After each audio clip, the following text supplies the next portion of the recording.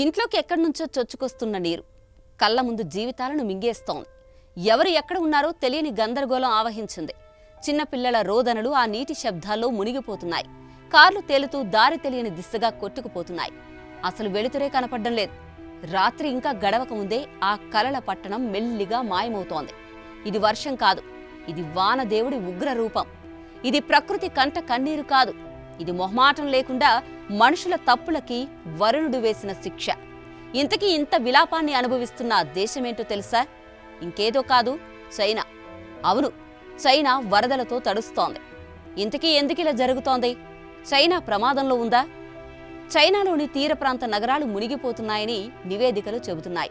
గత 4000 సంవత్సరాలలో ఎన్నడూ లేని విధంగా సముద్ర మట్టాలు వేగంగా పెరుగుతున్నాయి. గత 6 నెలల్లో 5 భయంకరమైన తుపానులు దక్షిణ చైనా తీర ప్రాంతాలను అతలాకుతలం చేశాయి. మౌలిక సదుపాయాలను నాశనం చేశాయి. గత జూన్ నుంచి కురుస్తున్న భారీ వర్షాలకు చైనా మొత్తం తడిసి ముద్దవుతోంది. జూన్ 13 నుంచి 15 వరకు టైఫూన్ బుటిప్ చైనాను తాకింది. రికార్డు స్థాయిలో వర్షాలు కురిశాయి. వందలాది గ్రామాలు నీట మునిగాయి. 5గురు మరణించారు. లక్షలాది మందిని అధికారులు తరలించాల్సి వచ్చింది. అయితే ఈ వరదలు ఒక్కసారిగా వచ్చినవేం కాదు. ఇది ఒకటి దాని తర్వాత ఇంకొకటి దూసుకొస్తున్న ప్రమాదాల పరంపర. ఇది చైనాను వెంటాడుతున్న తాజా భయంకరమైన నిజం.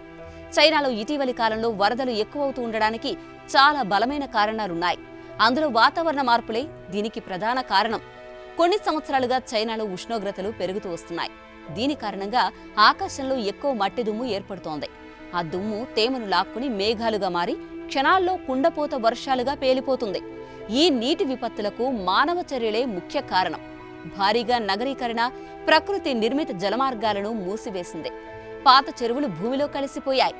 జలాశయాల పరిధులు తగ్గిపోయాయి. బిల్డింగ్లు, రోడ్లు సహజ మట్టిని మూసివేసి నీటి ప్రవాహానికి దారి లేకుండా చేశాయి. అంతేకాదు, తీవ్రమైన తుపాన్లు తలెత్తడానికి కారణంగా సముద్రపు ఉష్ణోగ్రతలు కూడా గణనీయంగా పెరగడం మరో కారణం. ఈ తుపాన్లు మరింత వేగంగా ఏర్పడుతూ అనూహ్యంగా దిశ మార్చుకుంటున్నాయి. దీంతో అధికారులు ముందుగా అంచనా వేయలేకపోతున్నారు.